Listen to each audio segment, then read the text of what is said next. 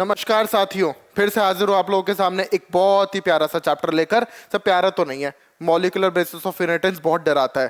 Trust में ये chapter आपको बिल्कुल नहीं डराएगा। इस पूरी सारे लेक्चर्स देखना ध्यान से, आराम से, और नोट्स बनाना। आपको ये लेक्चर बड़ा आसान लगेगा। चैप्टर बहुत आसान है, इंटरेस्टिंग चैप्टर है, बड़ी सारी चीजें सीखने को मिलेंगी एनिमेशंस के साथ, बड़ी सारी चीजों के साथ मैं आप लोगों को सिखाने आऊंगा। चलिए स्टार्ट करते हैं आज का लेक्चर हमारा न्यूक्लिक एसिड के ऊपर। ध्यान से देखिए यार, एक कहानी सुनो पहले, है ना। न्यूक्लिक एसिड में सबसे पहले आप ऐसे याद रखो कि सेल की डिस्कवरी किसने की? सर रॉबर्ट हुक साहब ने की। कब? 1665 में, है ना। फिर इसके अंदर हमने पढ़ा कि न्यूक्लियस होता है। न्यूक्लियस की डिस्कवरी, है ना, Walther Flemming sorry Robert Brown साहब ने की। रॉबर्ट ब्राउन साहब ने की कब? 1802 में, ठीक है। इसके बाद डीएनए की डिस्कवरी हुई। डीएनए की डिस्कवरी हुई जो कि एफ मिशर, फ्रेडरिक मिशर साहब ने किया 1869 में, ठीक है। इसके बाद क्रोमोसोम पता लगाया गया बेटा जी, क्रोमोसोम पता लगाया गया। वॉल्थर फ्लेमिंग साहब थे, है ना, फ्लेमिंग साहब ने पता लगाया। वॉल्थर फ्लेमिंग साहब थे जिन्होंने 1882 के अंदर क्रोमोसोम बताया। और इसके बाद ध्यान से सुनना, डीएनए का स्ट्रक्चर हमें नहीं पता चल रहा था। डीएनए का स्ट्रक्चर पता ही नहीं था कि डीएनए दिखता कैसा है, डीएनए का एक्चुअल स्ट्रक्चर क्या है, वो दिया वॉटसन एंड क्रिक ने। आप बोलोगे सर इतने सारे साइंटिस्ट और ईयर याद रखने हैं। मैं बोल रहा हूं कि एक स्टोरी सुनाऊंगा, उस चैप्टर दिमाग में बस जाएगा, मन में बस जाएगा, इसलिए मैं ये चीज सब समझा रहा हूं आप लोगों को, ठीक है। ये दिया 1953 के अंदर। सर इतना लेट? बिल्कुल, ध्यान से सुनो बात को। मैंने बोला कि सेल को तो बहुत ही पहले डिस्कवर कर लिया गया था। स्पेनिश ओक ट्री में स्टडी किया था रॉबर्ट हुक साहब ने, 1665 के अंदर स्टडी कर लिया था। रॉबर्ट ब्राउन साहब आए, न्यूक्लियस स्टडी किया। अब न्यूक्लियस के अंदर जो ये न्यूक्लिक एसिड था ना, इसको सबसे पहले ऑब्जर्व किया था फ्रेडरिक मिशर ने, जबकि इसका नाम जो है, ये टर्म जो था न्यूक्लिक एसिड, ये दिया था ऑल्टमान साहब ने। इन्होंने क्या बोला था? इन्होंने तो उसको न्यूक्लिन बोला था, लेकिन सबसे पहले न्यूक्लिक एसिड को डिस्कवर करने वाले, देखने वाले मिशर साहब थे, फ्रेडरिक मिशर। कब सर? 1869 में। सर डीएनए को खोज लिया गया 1869 में, और उसका जो डीएनए का स्ट्रक्चर 1953 में पता चल रहा है। इतना लेट, मतलब ये तो लगभग 80-85 साल हो गए। इतने सालों बाद क्यों पता चल रहा है? इतने सालों तक क्यों नहीं पता लगा पाए हम? डीएनए पता लगा पा रहे हैं 84 इयर्स तक, हमें यही नहीं पता चल रहा डीएनए की स्ट्रक्चर क्या है। एनसीईआरटी सवाल पूछती है और इसका आंसर बोलती है क्या? Due to technical limitations. हमारे पास टेक्निक्स, टेक्नोलॉजी उतना एडवांस नहीं था कि हम इस स्ट्रक्चर को समझ पाए। बात समझ में? जैसे केकुल साहब ने बेंजीन का स्ट्रक्चर दिया, ऑर्गेनिक केमिस्ट्री में पढ़ते हो। उनको एक सपना आया था कि एक सांप के मुंह में दूसरे सांप की जो टेल है वो है, और पूरा रात को सपने में आया और उन्होंने दे दिया। ये ट्रू कहानी है, इट्स अ ट्रू स्टोरी। तो यार हमें उसका बेंजीन का स्ट्रक्चर नहीं समझ में आ रहा था पहले, तो कैसे बना? उसका स्ट्रक्चर समझ में आया, केकुल साहब ने दिया। फिर इसका स्ट्रक्चर देने वाले थे वॉटसन और क्रिक। इसकी पूरी कहानी बताऊंगा आप लोगों को। तो हमें इस तरह से सीक्वेंस की स्टडी करनी थी। हम सबसे पहले स्टडी करेंगे डीएनए के बारे में, कैसे कैसे पता चला, कैसे हम यहां से डीएनए से लेकर स्ट्रक्चर तक पहुंचे हैं। ये एक कहानी है, इस कहानी को मैं इस चैप्टर में बताने वाला हूं। अब दूसरी बात देखो आप लोग, सवाल एक चीज से बनता है। जैसे मान लो बेटा ये सेल है, ठीक है ना, ये क्या है? सेल है। अब इस सेल के अंदर ध्यान से देखना, इस सेल के अंदर ये न्यूक्लियस है। ये आपका बना दिया मैंने माइटोकॉन्ड्रिया, है ना, ये बना दिया माइटोकॉन्ड्रिया, ये बना दिया न्यूक्लियस, और ये बना दिया डिस्कॉइडल शेप का क्लोरोप्लास्ट। क्लोरोप्लास्ट एक प्लास्टिड है भाई, ठीक है। अब ध्यान दो, अब बोलोगे सर एक चीज बताओ, डीएनए कहां है? मैं बोलता हूं डीएनए तो न्यूक्लियस में है। कैसा डीएनए? डबल स्ट्रैंडेड डीएनए है न्यूक्लियस के अंदर। किसमें? यूकैरियोट्स और प्रोकैरियोट्स में डीएनए है। यहां पर ध्यान से सुनना बात को, डीएनए है यहाँ पर। क्या इसके अंदर भी डीएनए होता है माइटोकॉन्ड्रिया में? बिल्कुल होता है, डबल स्ट्रैंडेड सर्कुलर डीएनए होता है इसके अंदर। क्या इसके अंदर भी होता है? बिल्कुल डबल स्ट्रैंडेड सर्कुलर डीएनए होता है इसके अंदर भी। ठीक है, तो डीएनए आपको कहां कहां मिल रहा है? न्यूक्लियस के अंदर तो मिल ही रहा है, साथ ही साथ इनके अंदर भी मिल रहा है। सर आरएनए कहां मिलेगा? बेटा आरएनए ध्यान से सुनना, यहां पर भी आरएनए मिलेगा न्यूक्लियस में। ठीक है, न्यूक्लियस में आरएनए मिलेगा, ट्रांसक्रिप्शन करेगा जब डीएनए तो आरएनए बनाता है। इसके अंदर भी जहां डीएनए मिलेगा वहां तो आरएनए मिलेगा ही, क्योंकि ट्रांसक्रिप्शन करेगा। यहां पर भी आरएनए मिलेगा। इसके अलावा कहां मिलेगा? यहां पर भी मिलेगा, एमआरएनए मिलता है ना। ट्रांसलेशन की प्रोसेस साइटोप्लाज्म में ही होती है, तो साइटोप्लाज्म के अंदर भी आपको क्या देखने को मिलेगा? आरएनए देखने को मिलेगा। अच्छा, और कहीं देखने को मिलेगा क्या? बिल्कुल सर, राइबोसोम जो होते हैं, आपने बताया था कि राइबोसोम तो इसी के बने होते हैं, तो यहां पर भी आरएनए देखने को मिलेगा। बिल्कुल, अरे इसने तो बनाया ही है, इसने तो बनाया ही है, यहां पर भी देखने को मिलेगा। तो आपसे पूछा जाए कि यार डीएनए या आरएनए कौन सा ज्यादा स्कैटर्ड है, कौन सा ज्यादा फैला हुआ है, तो आप बोलोगे सर आरएनए तो 5 जगह, मतलब बहुत सारी जगह फैला हुआ है, डीएनए कंपैरेटिव कम फैला हुआ है। तो एक क्वेश्चन यहां से बनता है, क्या RNA is more scattered than DNA? DNA से ज्यादा स्कैटर्ड है आरएनए, ज्यादा फैला हुआ है आरएनए। ठीक है, अब ध्यान से सुनो आगे।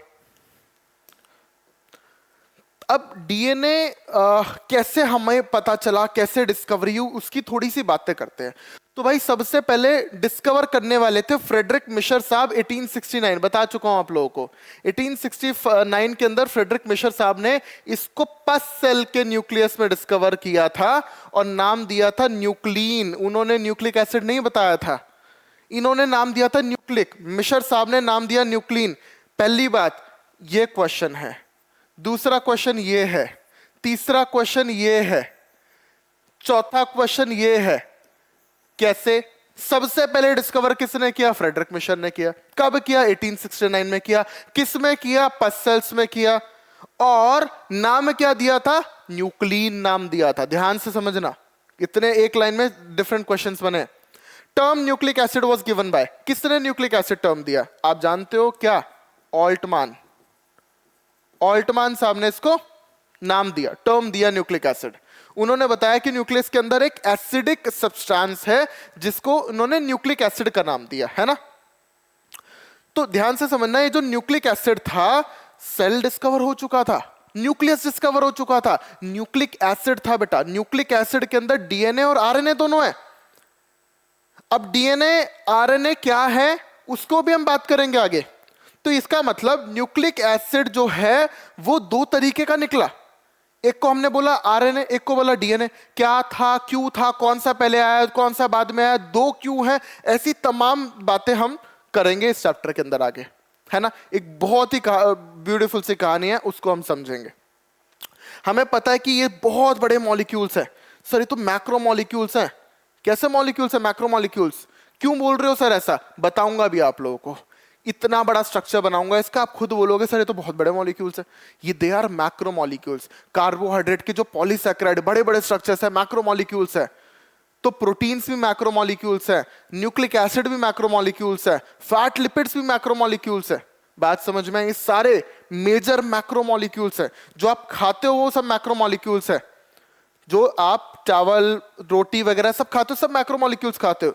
माइक्रो मॉलिक्यूल्स तो टैबलेट की फॉर्म में खाते हो, बहुत ही थोड़ा सा खाते हो। विटामिन खाओगे प्लेट भर के तो नहीं खाओगे, थोड़ा सा ही खाओगे, तो माइक्रो मॉलिक्यूल्स है। माइक्रो न्यूट्रिएंट्स भी है, कम अमाउंट में चाहिए। क्लियर? अब ध्यान समझना, nucleic acid is a polymer या चेन ऑफ न्यूक्लियोटाइड्स। न्यूक्लियोटाइड की चेन है न्यूक्लिक एसिड। इसका क्या मतलब है, समझते हैं बात को।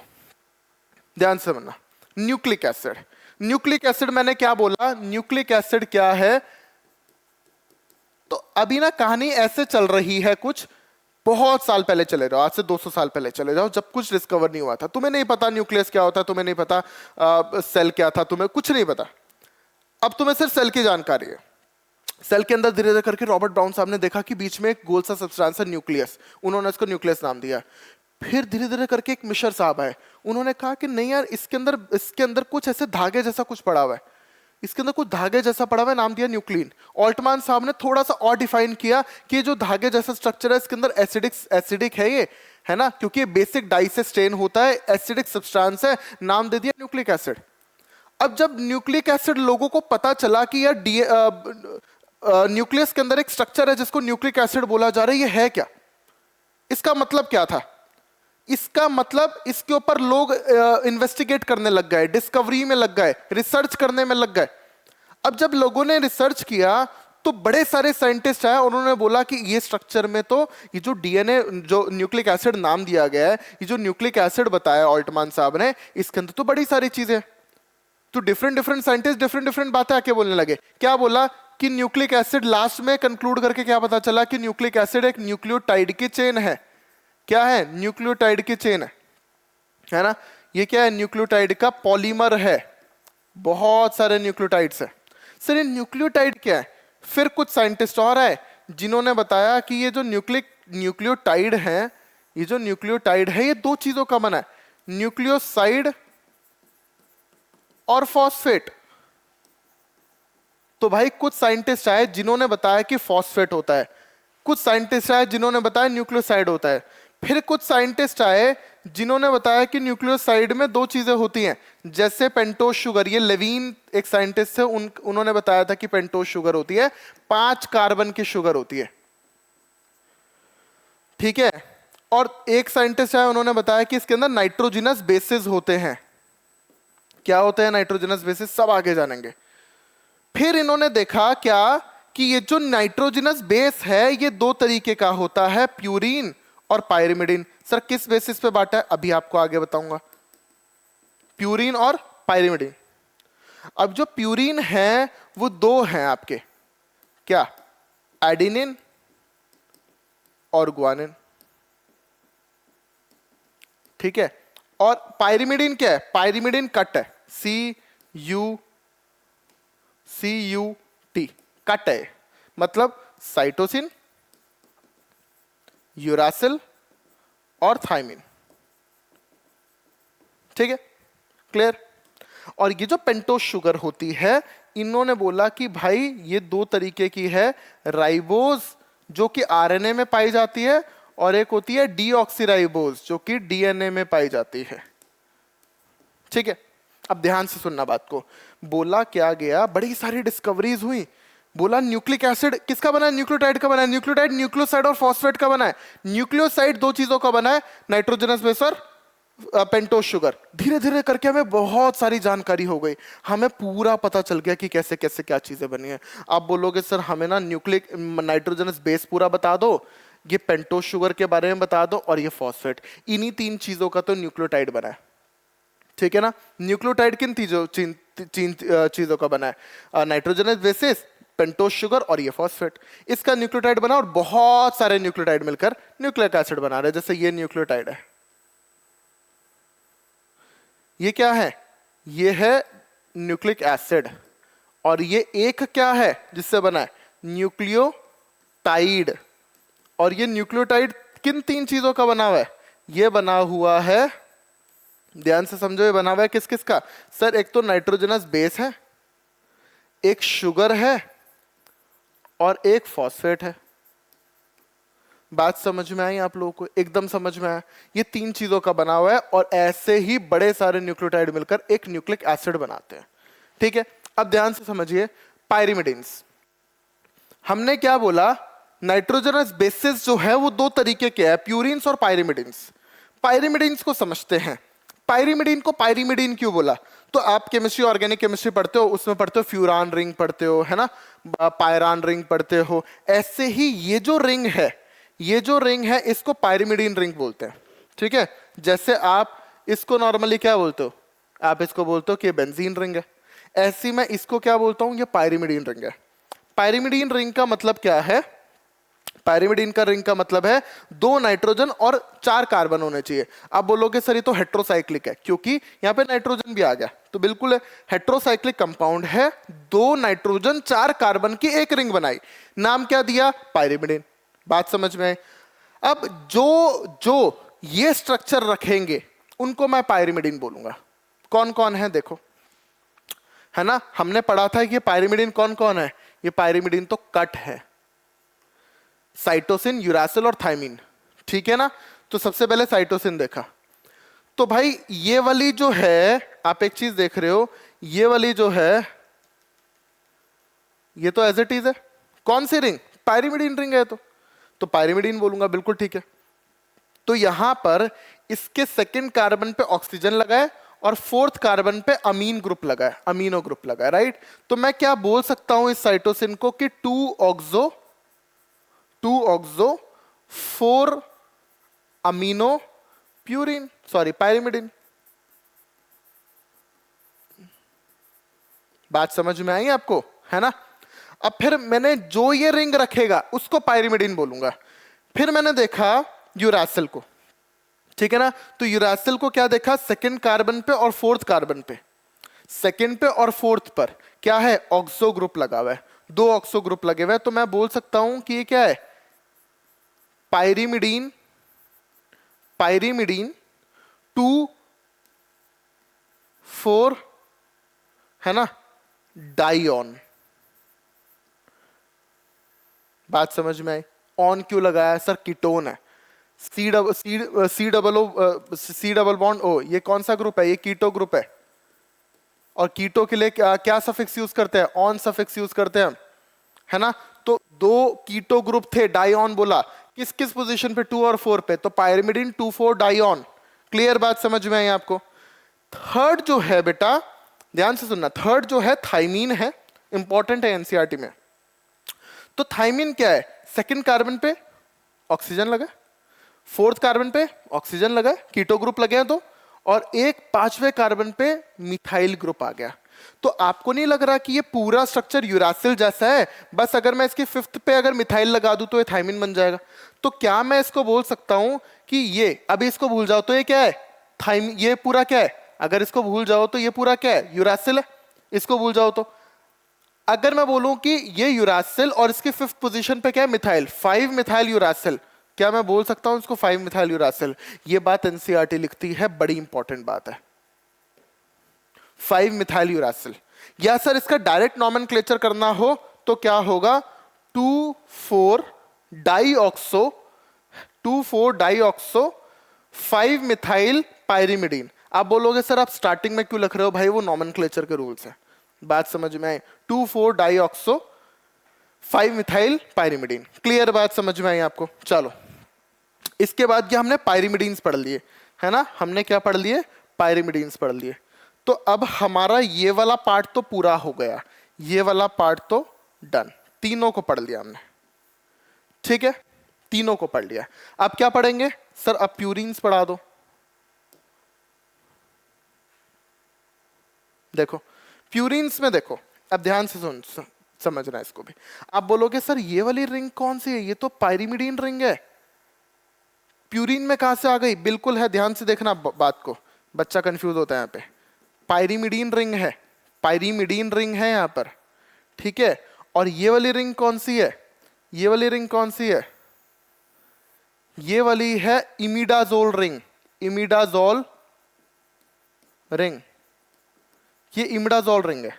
क्या फर्क है सर दोनों में, भाई मैंने बोला कि ये वाली जो है ये 2 नाइट्रोजन और 4 कार्बन की बनी है, ठीक है। और ये वाली इमिडाजोल रिंग की बात करूं तो 2 नाइट्रोजन है और 1 2 3 कार्बन है, 2 नाइट्रोजन और 3 कार्बन की बनी है, याद रखिएगा। 2 नाइट्रोजन 4 कार्बन की बनी हो तो पायरिमिडीन रिंग, और 2 नाइट्रोजन 3 कार्बन की बनी हो तो इमिडाजोल रिंग। और अब हमने इसको पूरे को दोनों रिंग को मिला के क्या बोला जानते हो, प्यूरीन। तो भाई जिसमें ये दोनों आ जाएंगे ना तो वो प्यूरीन कहलाता है, वो प्यूरीन कहलाता है। तो एडिनिन को मैं क्या लिख सकता हूं, 6 अमीनो प्यूरीन। बात समझ में आए, इसको मैं लिख सकता हूं 6 अमीनो प्यूरीन। क्लियर। दूसरा देखो ग्वानिन, ये पूरी रिंग क्या है भाई, ये पूरी रिंग क्या है सर, ये तो प्यूरीन रिंग है। ओके, तो इसकी 6 पोजीशन पे ऑक्सो कीटो ग्रुप लगा और सेकंड पोजीशन पे amino, 2 amino 6 oxo, 2 amino 6 oxo purine. ठीक है, डैश हाइफन कॉमा वो सब रूल्स नॉमेनक्लेचर के यार, ऑर्गेनिक केमिस्ट्री बहुत पहले पढ़ा था, तो वो सब आप लोग देख लेना, मैंने आपको बेसिक नॉमेनक्लेचर बता दिया है। ठीक है, चलो अब बात करते हैं। अब सर क्या हो गया हमारा, हमने और क्या पढ़ लिया, हमने सर ये भी पढ़ लिया, ये भी पढ़ लिया हमने, तो इसका मतलब है हमारे नाइट्रोजनस बेस हो गए। हमने पायरिमिडीन्स पढ़ लिया, क्या पायरिमिडीन रिंग होनी चाहिए, कौन सी, 2 नाइट्रोजन और 4 कार्बन वाली।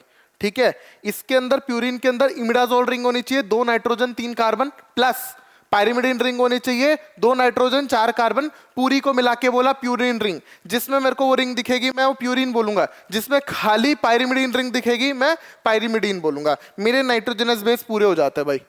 अच्छा, अब आगे पढ़ते हैं, पेंटोस शुगर की बात करते हैं।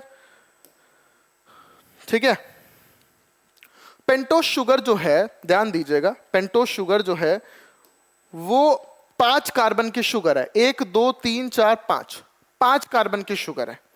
समझ में आई? तो आप ना स्ट्रक्चर जब बनाओगे तो सीधा स्ट्रक्चर ऐसे बना देना। ठीक है, इसके फर्स्ट कार्बन पे OH, ये पहला कार्बन है, सेकंड कार्बन पे OH, ये सेकंड कार्बन है, थर्ड कार्बन पे OH, ये थर्ड कार्बन है, और ये 5th कार्बन पे OH, ये 4th कार्बन हुआ, और ये आपका 5th कार्बन हुआ। ठीक है, यहां पर OH, कितने OH sir, 1 OH, 2 OH, 3 OH और 4 OH। ध्यान से देखो, यही है। तो मैंने बोला क्या, ये एक OH है, ये second OH, third OH, fourth OH, 5 carbon की है ये इसको हमने बोला क्या, राइबोज शुगर। बहुत रिएक्टिव है ये OH, ऑक्सीजन बड़ा रिएक्टिव है। क्यों सर, इलेक्ट्रोनेगेटिविटी बहुत ज्यादा है ना, फ्लोरीन के बाद इसी की तो है इलेक्ट्रोनेगेटिविटी सबसे ज्यादा। ठीक है, तो इसकी इलेक्ट्रोनेगेटिविटी इतनी ज्यादा है जिसकी वजह से ये वाला कंपाउंड आपको बहुत रिएक्टिव होता है। तो ये भी बॉन्ड बनाएगा, ये बॉन्ड बनाएगा, ये बॉन्ड बनाएगा, ये बॉन्ड बनाएगा, सब सारे बॉन्ड बनाने में पार्टिसिपेट करना चाहते हैं। ठीक है, कौन सा नहीं करेगा सेकंड कार्बन वाला आगे बताऊंगा। ठीक है, ये सारे बॉन्ड बनाना चाहते हैं। चलो फिर क्या हुआ, सेकंड कार्बन वाला बॉन्ड नहीं बनाता है और रिएक्टिव है, तो यानी कि बॉन्ड बनाने को मिल नहीं रहा है, रिएक्टिव बहुत ज्यादा है। एक काम करो, ये तो मॉलिक्यूल को अनस्टेबल बना रहा है, एक काम करो सेकंड कार्बन से ऑक्सीजन हटा दो। तो ऑक्सीजन हटाया तो क्या हुआ, 2 डीऑक्सीराइबोज हो गया। ठीक है, 2 डीऑक्सीराइबोज। कहानी सुनो, मैंने बोला भाई सबसे पहले इस धरती पे आरएनए आया था, यही शुगर था सबसे पहले। ठीक है, इस शुगर की वजह से ही पूरी धरती बनी है, लेकिन धीरे धीरे हमें स्टेबिलिटी की तरफ जाना था और ये वाले कार्बन का OH इसको अनस्टेबल बना रहा था, इसलिए हमने वो OH हटा दिया। कैसे, क्यों अनस्टेबल बना रहा था उसकी बात हम आगे करेंगे। पहले अब हमें फॉस्फेट जानते हैं। हमने क्या किया, नाइट्रोजनस बेस पढ़ लिया है, हमने पेंटोस शुगर पढ़ लिया है, तीसरा हम पढ़ लेंगे फॉस्फोरिक एसिड या फॉस्फेट। बस हो गया हमारा काम। देखो ये रहा फॉस्फेट, क्या H3PO4 एसिड है ना भाई, फॉस्फोरिक एसिड है। क्यों सर, H दे देगा अपना भाई, H दे देगा, H निकाल देगा, फॉस्फोरिक एसिड है। तो इसका मतलब है अगर ये पानी में जाएगा तो क्या होगा, पानी में जाएगा तो सीधा H निकाल देगा क्योंकि एसिड है। इसका काम ही है क्या, प्रोटॉन डोनेट करना। तो ये क्या बन जाएगा, PO4 3-। ठीक है, अब एक चीज बताओ, ये तो किस में होगा, DNA RNA दोनों में होता है। ध्यान दीजिएगा, DNA में भी होता है, RNA में भी होता है। तो ये जो फॉस्फेट है इसकी वजह से 2 चीजें होती हैं। क्या, सबसे पहला तो इसका एसिडिक नेचर आ जाता है क्योंकि ये एसिड है। DNA कैसा, एसिडिक की बेसिक, सर एसिडिक क्यों, क्योंकि फॉस्फेट है। तो फॉस्फेट क्या, फॉस्फोरिक एसिड की फॉर्म में प्रेजेंट है, तो H+ दे देगा, तो एसिड कहलाएगा ना भाई। तो पूछा जाता है क्वेश्चन, DNA एसिडिक की बेसिक, एसिडिक।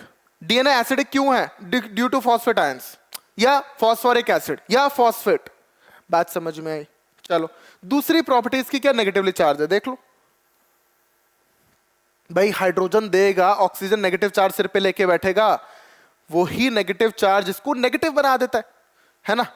तो इसका मतलब है हमने अब सारा पढ़ लिया, हमने नाइट्रोजनस बेस पढ़ लिए, हमने तो शुगर को पढ़ लिया, हमने तो फॉस्फेट भी पढ़ लिए, है ना। और इन तीनों का ही तो मिला के बना क्या, न्यूक्लियोटाइड।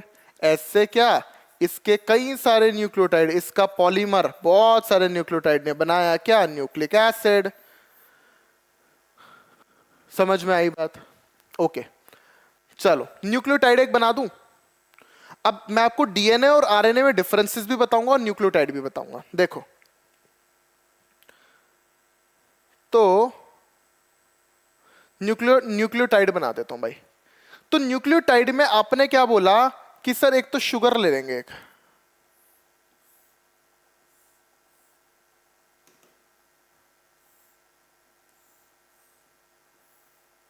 ये शुगर ले लिया हमने, ठीक है। अब इस शुगर में ध्यान से देखिएगा,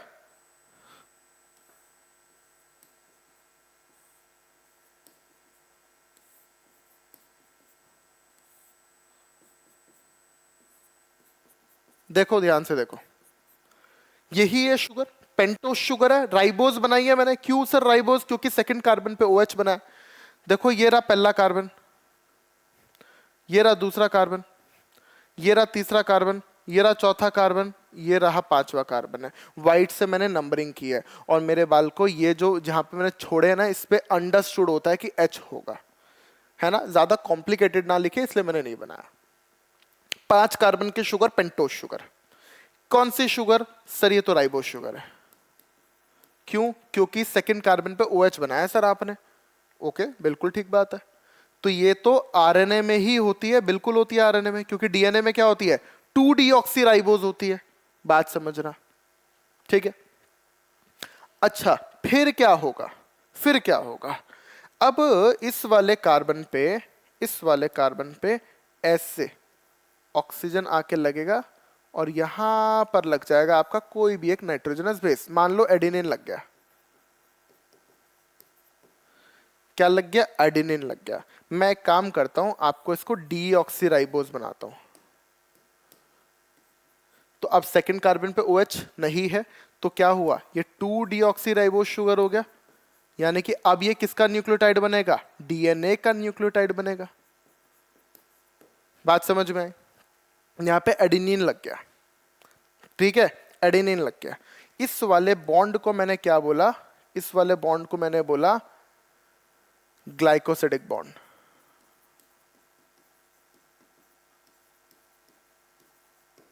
ठीक है, इसको क्या बोला? ग्लाइकोसिडिक बॉन्ड बोला। किसका? इसका पहला कार्बन, इसका कार्बन नंबर 1, इसका शुगर का कार्बन नंबर 1 इसके एडिनिन के नाइट्रोजन नंबर 9 के साथ बॉन्ड करता है। ध्यान से सुनना बात को, मैंने क्या बोला? इसका कार्बन नंबर 1 एडिनिन का, ये देखो ये जो 9 है ना, नाइट्रोजन है ना 9 पे, इस नाइट्रोजन का 9 एडिनिन का नाइट्रोजन और जो 9th नंबर का है उसके साथ इसका पहला कार्बन बॉन्ड करता है।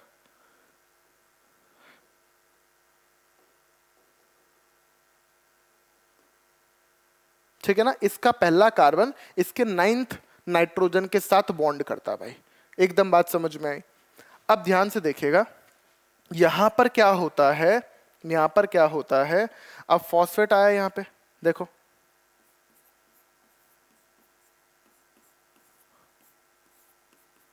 यही है भाई फॉस्फेट, H3PO4। अब होगा क्या, इससे ऐसे पानी निकल जाएगा, पानी निकल गया तो क्या हुआ? हाइड्रिक कंडीशन हुई कि एनहाइड्रिक कंडीशन हुई? सर एनहाइड्रिक हुई, क्योंकि निकल गया पानी। तो ध्यान से समझना, तो यहां से जब पानी निकलेगा तो क्या कुछ ऐसा स्ट्रक्चर बनेगा? इसको ही मैं बनाया तो ऐसे,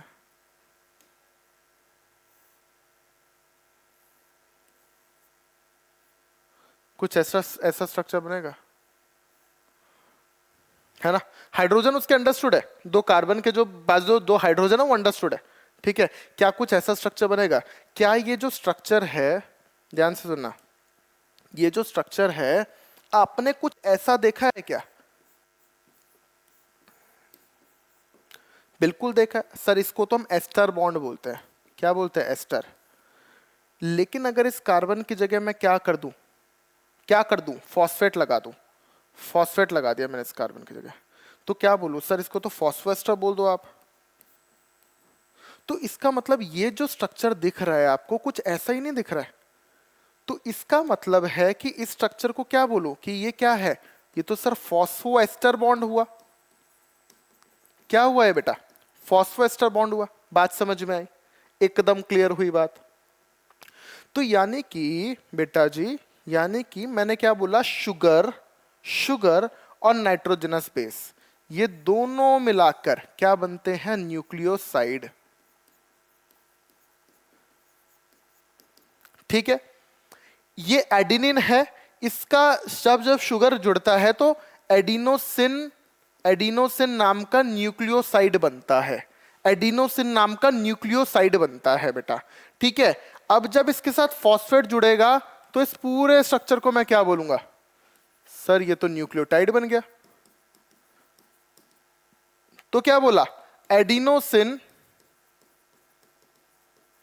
अब एक फॉस्फेट जुड़ा है तो लिखूंगा मोनोफॉस्फेट, लेकिन मैं और फॉस्फेट जोड़ता हूं यहां पर, देखो और फॉस्फेट जोड़ देते हैं।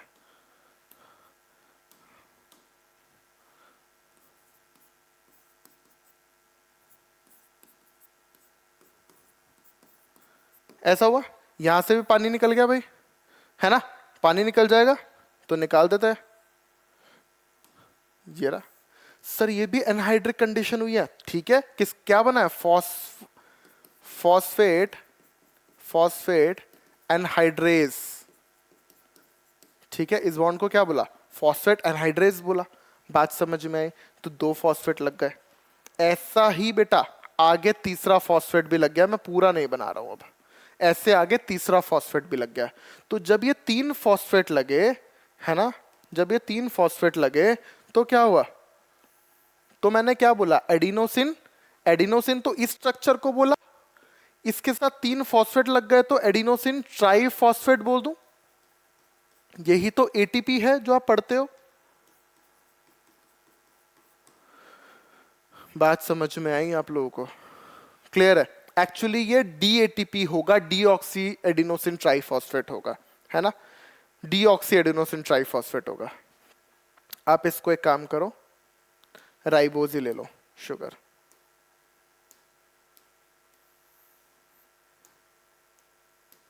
ये राइबोज शुगर है, ठीक है ना, जो सिर्फ आरएनए में होती है। तो ये मैंने आरएनए का न्यूक्लियोटाइड बनाया है, या आरएनए का न्यूक्लियोटाइड बनाया बेटा। क्लियर एकदम? अब हम इसी न्यूक्लियोटाइड की चेन बना दे। ठीक है, देखो ध्यान से देखो, मैंने बोला क्या, इस न्यूक्लियोटाइड की चेन कुछ ऐसे बनती है।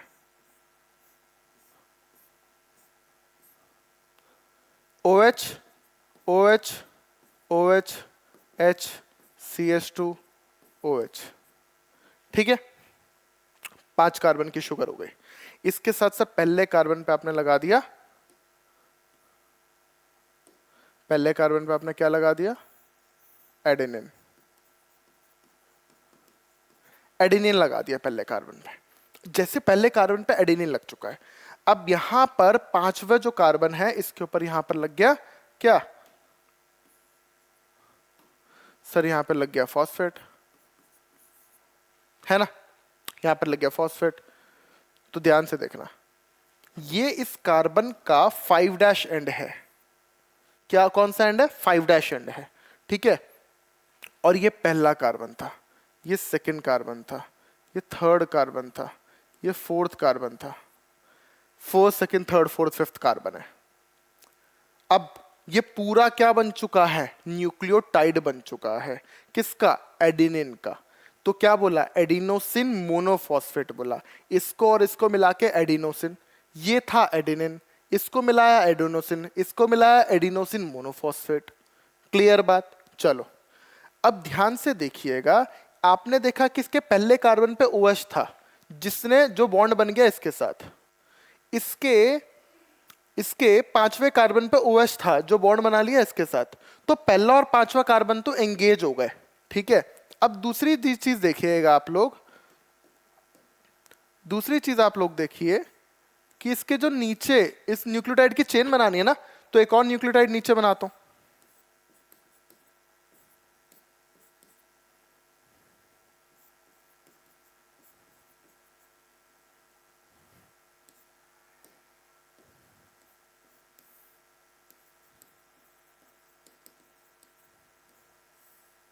देखो मैंने नेक्स्ट दूसरा न्यूक्लियोटाइड बना दिया नीचे।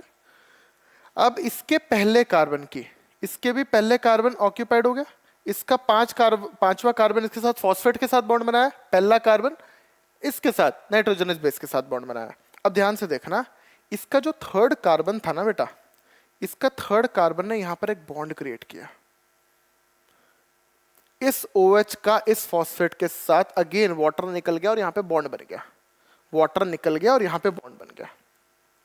तो एक चीज बताओ मेरे को सर, इसके और इसके बीच में कौन सा बॉन्ड था? फॉस्फो एस्टर बॉन्ड था, बिल्कुल था। इसके और इसके बीच में कौन सा बॉन्ड बना है? आप देखोगे फिर से फॉस्फो एस्टर बॉन्ड बन गया, ठीक है। जब आपने देखा कि ये दो फॉस्फो एस्टर बॉन्ड बन गए, आपने बोला कि ये तो फॉस्फो डाइएस्टर बॉन्ड है, क्योंकि दो एस्टर बॉन्ड बने हैं यहां पे। तो अगर आपसे कोई पूछता है कि एक ही न्यूक्लियोटाइड के मॉलिक्यूल में कौन सा बॉन्ड, आप बोलोगे सर फॉस्फो एस्टर बॉन्ड। आप पूछता है कि दो न्यूक्लियोटाइड के बीच में कौन सा बॉन्ड, आप बोलोगे फॉस्फो डाइएस्टर बॉन्ड। इस न्यूक्लियोटाइड में इन दोनों के बीच में फॉस्फोएस्टर बॉन्ड है, इसके बीच में फॉस्फोएस्टर बॉन्ड है, इसके बीच में फॉस्फो डाइएस्टर बॉन्ड है। याद रखिएगा बात को, बहुत ध्यान से याद रखिएगा, बच्चा गलती करता है, कंफ्यूज हो जाता है, ठीक है। आप बोलोगे सर इसका तो थर्ड कार्बन भी एंगेज हो गया, फर्स्ट कार्बन भी हो गया, फिफ्थ भी हो गया, सेकंड का OH का क्या करें? ये भी तो मचल रहा है, क्यों सर? रिएक्टिव है तो स्टेबिलिटी चाहता है, तो अगर ये रिएक्टिव रहेगा सर मॉलिक्यूल को अनस्टेबल बनाएगा, रिएक्टिव ज्यादा होगा तो स्टेबिलिटी कम हो जाएगी। ये वाला मॉलिक्यूल, ये वाला OH सेकंड कार्बन का RNA को अनस्टेबल बनाता है। तो भाई RNA के पास सेकंड कार्बन पे जो OH है, सेकंड कार्बन पे जो OH है, वो OH इसको क्या बना रहा है? अनस्टेबल बना रहा है, ठीक है, अनस्टेबल बना रहा है। हमने क्या, भगवान ने क्या किया, क्या किया बच्चों? DNA था, है ना, DNA के सेकंड कार्बन पे से OH को रिमूव कर दिया और इसको स्टेबल बना दिया। बात समझ में आई आप लोगों को? एकदम सब कुछ समझ में आया, है ना? तो मैं यहां पर इसको बाद में लिखूंगा। तो यानी कि डीऑक्सीराइबोज हो जाता है, 2-डीऑक्सीराइबोज। यहां से OH हटा दिया, क्यों सर? जरूरत थी नहीं, एक्स्ट्रा पड़ा हुआ था जो कि इसको अनस्टेबल बना रहा था। अब हमें स्टेबल मॉलिक्यूल चाहिए था। बात समझ में आई? अब चलो आप मुझे बताओ, इस वाले का कौन सा कार्बन है जो बॉन्ड बनाने के लिए बैठा है? आप बोलोगे सर फिफ्थ कार्बन। क्यों? जैसे इसका फिफ्थ कार्बन ने इसके साथ बॉन्ड बनाया, इसका फिफ्थ कार्बन ऊपर वाले के साथ बॉन्ड बनाने के लिए फ्री है ना, ये वाला बॉन्ड बनाएगा, और तो सारे ऑक्यूपाइड है ना। तो इसका ये 5' हो गया जो फ्री है। इसका कौन सा बैठा है? ध्यान दो। आप बोलोगे सर ये वाला तो 5 वाला तो ऑक्यूपाइड है, सेकंड तो बनाता ही नहीं है। थर्ड, हाँ थर्ड नीचे वाला बनाएगा, जैसे इसके थर्ड ने इसके साथ बनाया, इसका थर्ड भी आगे के साथ बनाएगा। तो इसका थर्ड वाला बॉन्ड बनाने के लिए बैठा हुआ है 3'। तो ये क्या हुआ? ये क्या हुआ? 5' to 3', 3' to 5' जा रही है ऊपर, देखो ऊपर जा रहा है ऐसे। बात समझ में आई? आप बोलोगे सर ये डैश क्यों लगाया, प्राइम क्यों लगाया? मेरे बच्चे, ये वाला जो एडेनिन और जो ग्वानिन होता है, इसके अंदर नंबरिंग होती है 1 2 3 4 5 6 7 8 9, ठीक है।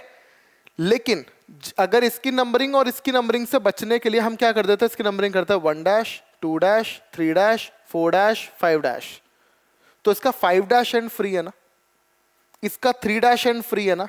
तो इसकी नंबरिंग हम नॉर्मल करते हैं 1 2 3 4 5 6 7 8 9। इसकी नंबरिंग में हम क्या करते हैं? 1', 2', 3', 4', 5', ताकि नंबरिंग को हम इजी कर सके। दैट्स इट, और कोई मैटर नहीं है इसका। क्लियर है बात?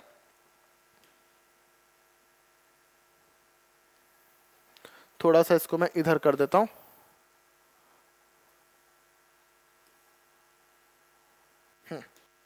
देखो ठीक है, अब ध्यान से देखिएगा। अब मैंने क्या किया, दूसरी साइड भी बनाता हूं, मैं दूसरी साइड भी बनाता हूं, इसको पूरा पलट दूंगा। अब ध्यान से देखिएगा आप लोग कि मैंने क्या किया, ये शुगर बनाई, पहला कार्बन, दूसरा, तीसरा, फोर्थ और ये फिफ्थ। ठीक है, फिफ्थ कार्बन पे, फिफ्थ कार्बन के साथ ही इसने बॉन्ड बना लिया।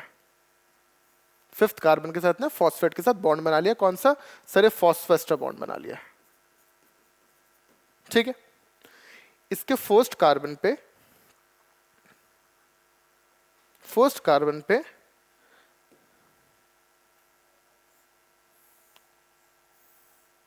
ऐसे बॉन्ड बन गया। फर्स्ट कार्बन पे कौन लग गया? एक नाइट्रोजनस बेस लग गया। क्या? थाइमीन। बात समझ में आई? थाइमीन लग गया। अब ध्यान दीजिएगा, जब थाइमीन लगा तो इन्होंने बॉन्ड बनाया। पहला रूल, एडिनिन हमेशा थाइमीन के साथ बॉन्ड करता है और 2 हाइड्रोजन बॉन्ड बनाता है। हमेशा थाइमीन के साथ बॉन्ड करेगा, पहली बात। दूसरा, ये इसके साथ बॉन्ड करके 2 हाइड्रोजन बॉन्ड बनाता है ना?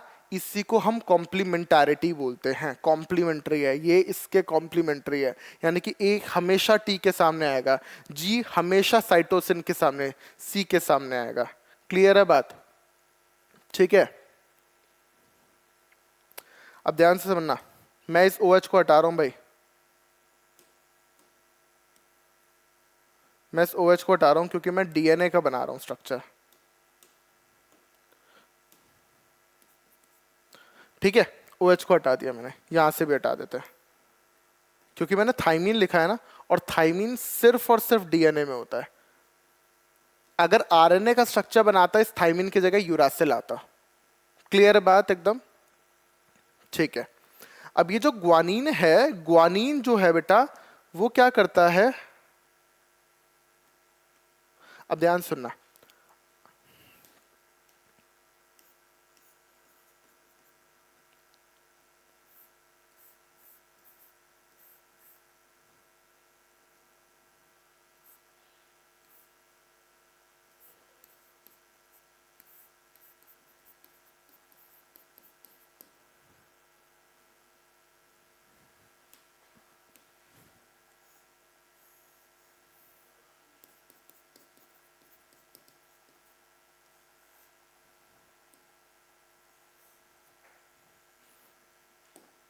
देखो यहां पे साइटोसिन आ गया।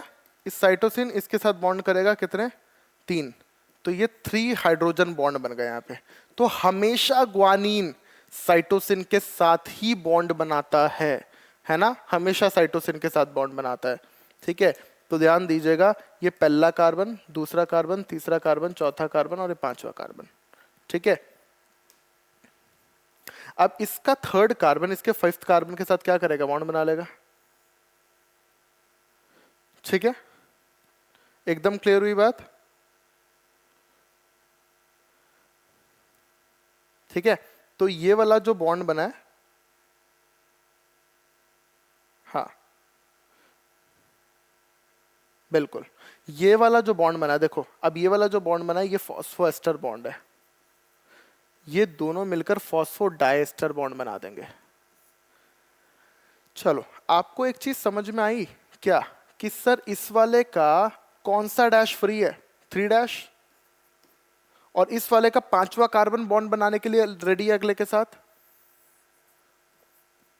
आप एक चीज देख रहे हो, ये जो है हेड इसका ऐसे जा रहा है नीचे और इसका ऐसे ऊपर जा रहा है। तो आपको नहीं लगता है कि ये जो स्ट्रैंड्स हैं वो एंटी पैरेलल है एक दूसरे के? तो पहली बात तो क्या है ना, ये पूरे स्ट्रक्चर ऐसे पूरी चेन बनती जाएगी। तो अब बहुत ध्यान से सुनना बात को, मैं आपको समझाता हूं। मैंने क्या बोला? ये न्यूक्लियोटाइड है। न्यूक्लियोटाइड में ये बीच में क्या है? शुगर है ना? शुगर है। इधर की साइड क्या निकल रहा है? शुगर है। शुगर के इधर की साइड क्या निकल रहा है? Nitrogenous base. और इधर फॉस्फेट। अगला, यहां पे शुगर, ये फॉस्फेट। और अंदर क्या निकल रहा है, नाइट्रोजनस बेस। नेक्स्ट यहाँ पे क्या, शुगर, और ये फॉस्फेट, इधर क्या निकल रहा है, नाइट्रोजनस बेस। अगला यहाँ पे क्या, शुगर, यहाँ फॉस्फेट, यहाँ पे क्या निकल रहा है, नाइट्रोजनस बेस। तो नाइट्रोजनस बेस तो अंदर की तरफ प्रोजेक्ट होते जा रहे हैं, और ये क्या, sugar phosphate, sugar phosphate, sugar phosphate, ये सब बॉन्ड बना रहे हैं, ये पूरी एक चेन बना रहे हैं। देखो इनका इस चेन में इन नाइट्रोजनस बेसिस का कोई लेना देना नहीं है। देखो ये नहीं भी होंगे तो भी चेन बनेगी, क्योंकि चेन किसके बीच में बन रही है, sugar phosphate, phosphate sugar, sugar phosphate, phosphate sugar. तो ये जो पूरी चेन बन रही है इसकी बैकबोन कौन बना रहा है, शुगर और फॉस्फेट बना रहे हैं, पहली बात। दूसरी बात, नाइट्रोजनस बेसिस तो अंदर की तरफ प्रोजेक्ट हो चुके हैं जो कि इस वाली चेन को इस वाली चेन के साथ बीच में जोड़ेंगे।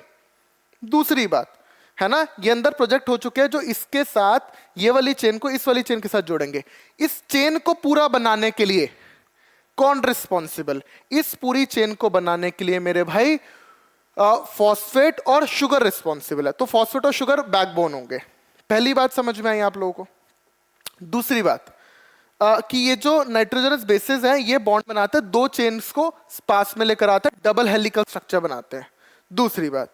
तीसरी बात, डीएनए क्या है, ऐसे हेलिकल स्ट्रक्चर आप पढ़ते हो, क्यों सर, क्योंकि ये न्यूक्लियोटाइड है।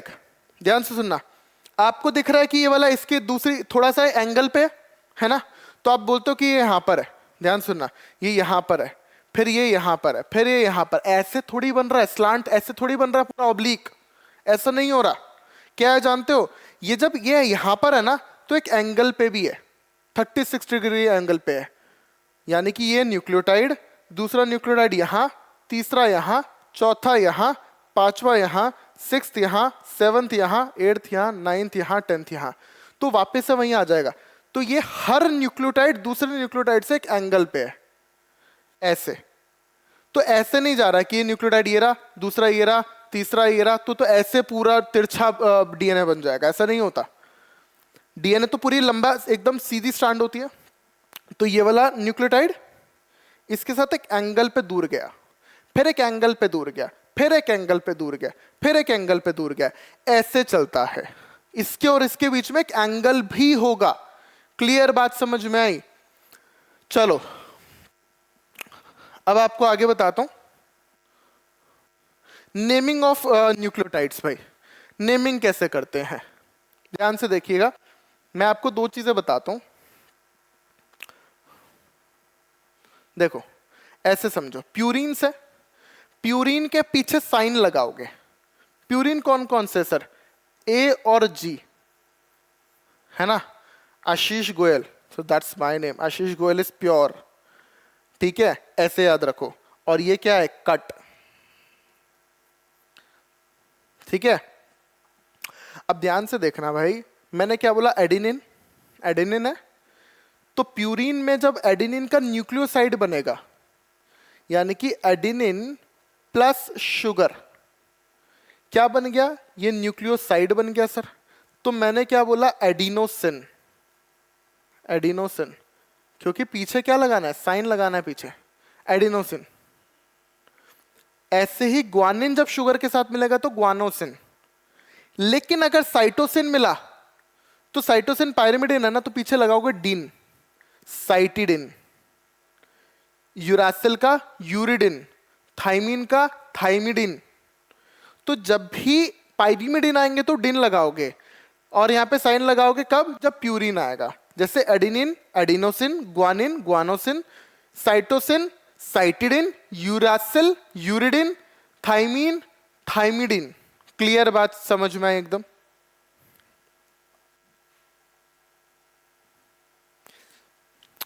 अब देखो न्यूक्लियोटाइड, जैसे तो हमने न्यूक्लियोसाइड की कर दी नॉमेनक्लेचर, अब न्यूक्लियोटाइड की नॉमेनक्लेचर कैसे करते हैं। जैसे एडिनिन है, एडिनिन है, एडिनिन का, एडिनोसिन का न्यूक्लियोटाइड क्या होगा, एडिनाइलिक एसिड। सो ग्वानोसिन का क्या होगा, ग्वानाइलिक एसिड। ऐसे करेंगे। देखो आप एक चीज समझो, मैं बात कर रहा हूं यहां पे सबसे पहले आरएनए की नॉमेनक्लेचर की। आरएनए की बात करते हैं तो आरएनए के अंदर क्या होते हैं, ए यू जी सी, ये आरएनए में होते हैं, ठीक है सर। डीएनए में क्या होता है, डीएनए में होता है ATGC। तो यानी कि डीएनए में थाइमीन आ जाता है, उसकी जगह पे आरएनए में यूरासिल आता है। याद रखिएगा, आरएनए में यूरासिल आता है और डीएनए में थाइमीन आता है। क्लियर बात? ओके, तो ये एक अंतर है डीएनए आरएनए में। दूसरा अंतर क्या है डीएनए आरएनए में? यस, शुगर का। इसमें राइबोस शुगर और इसमें 2-डीऑक्सीराइबोस शुगर, ये दो अंतर है। चलो, तो भाई मैं क्या लूं?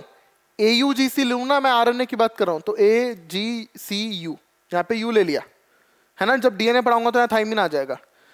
तो एडेनिन का न्यूक्लियोसाइड यानी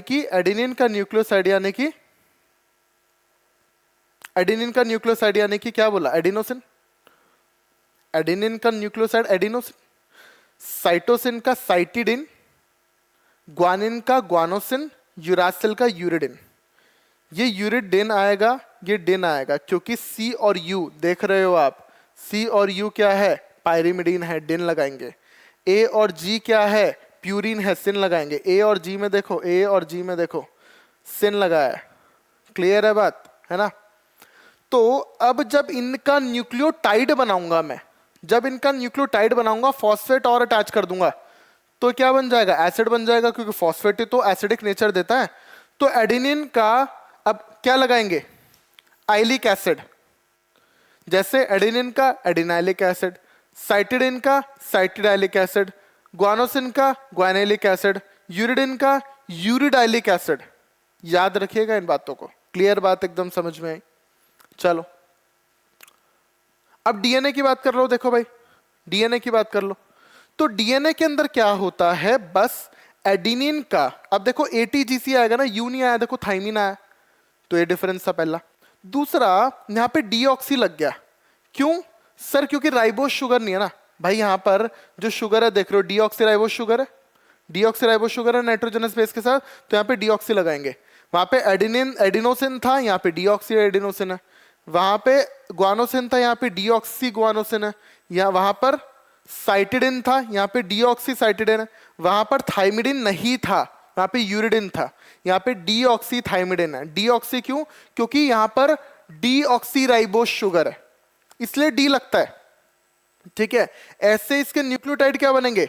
deoxy adenylic acid, deoxy guanylic acid, deoxy cytidylic acid और डीऑक्सी थाइमिडाइलिक एसिड। बात समझ में आई आप लोगों को? अब यानी कि पिछले केस में, आरएनए के केस में मैं क्या बात करूंगा? Adenosine triphosphate. भाई न्यूक्लियोटाइड के दूसरे नाम भी है ना, न्यूक्लियोटाइड के दूसरे नाम भी है। जैसे एटीपी भी बोल सकता हूं, एडिनोसिन ट्राइफॉस्फेट भी बोल सकता हूं, या एडिनाइलिक एसिड भी बोल सकता हूं। ग्वानोसिन ट्राइफॉस्फेट भी बोल सकता हूं, या ग्वाइनाइलिक एसिड भी बोल सकता हूं। साइटोसिन ट्राइफॉस्फेट बोल सकता हूं, या साइटिडाइलिक एसिड भी बोल सकता हूं। और आरएनए है तो यू लगाऊंगा, यूटीपी भी बोल सकता हूं, यूरिडाइलिक एसिड या फिर यूरिडिन ट्राइफॉस्फेट। क्लियर है बात एकदम? और अगर यही डीएनए हो तो मैं क्या बोलूंगा? DATP, deoxy adenosine triphosphate, dGTP, deoxy guanosine triphosphate, deoxy cytidine triphosphate, deoxy thymidine triphosphate. तो मैं इसको डीएटीपी, डीऑक्सी एडेनोसिन ट्राइफॉस्फेट भी बोल सकता हूं और डीऑक्सी एडिनाइलिक एसिड भी बोल सकता हूं। क्या बात समझ में आई आप लोगों को? क्लियर है एकदम? Okay, now which of the following is nucleoside of RNA? RNA का न्यूक्लियोसाइड कौन सा है ये पता लगाते हैं। क्या डीऑक्सी न्यूक्लियोसाइड की बात कर रहा है? न्यूक्लियोसाइड की आरएनए का डीऑक्सी आ गया, ये तो नहीं हो सकता, डीऑक्सी तो डीएनए में आता है। साइटोसिन, इसको देखते हैं हम आगे। यूरिडाइलिक एसिड, एसिड तो न्यूक्लियोटाइड होता है, ये न्यूक्लियोसाइड पूछ रहा है। एडिनोसिन, अब देखो साइटोसिन है और एडिनोसिन है, इसमें से आंसर कौन सा होगा? तो साइटोसिन क्या है आपका? नाइट्रोजनस बेस है क्या? इसका न्यूक्लियोसाइड क्या होता है? साइटिडिन होता है क्या? इसका एडिनोसिन का है ना, एडिनोसिन का, एडिनिन का, सॉरी एडिनिन नाइट्रोजनस बेस है, एडिनिन नाइट्रोजनस बेस है। एडिनिन नाइट्रोजनस बेस का न्यूक्लियोसाइड एडिनोसिन होता, आंसर यही चला जाएगा। क्लियर है? अब बात करते हैं डीएनए की। देखो डीएनए का स्ट्रक्चर ऐसा है, एक तो जा रही है 5' टू 3', देखो 5' टू 3', और एक जा रही है 3' टू 5'। हमने देखा था एंटी पैरेलल चलती है। क्लियर है? पहली बात तो डीएनए एक एसिडिक सब्सटेंस है न्यूक्लियस में जो रहता है, जिसको सबसे पहले आइडेंटिफाई किया था फ्रेडरिक मिशर ने 1869 में, पढ़ चुके हैं हम। फिर डीएनए टर्म देने वाले कौन थे? ऑल्टमैन साहब थे, ये भी हम बात कर चुके हैं। डीएनए नेगेटिवली चार्ज है ड्यू टू फॉस्फेट, ये भी हम पढ़ चुके हैं।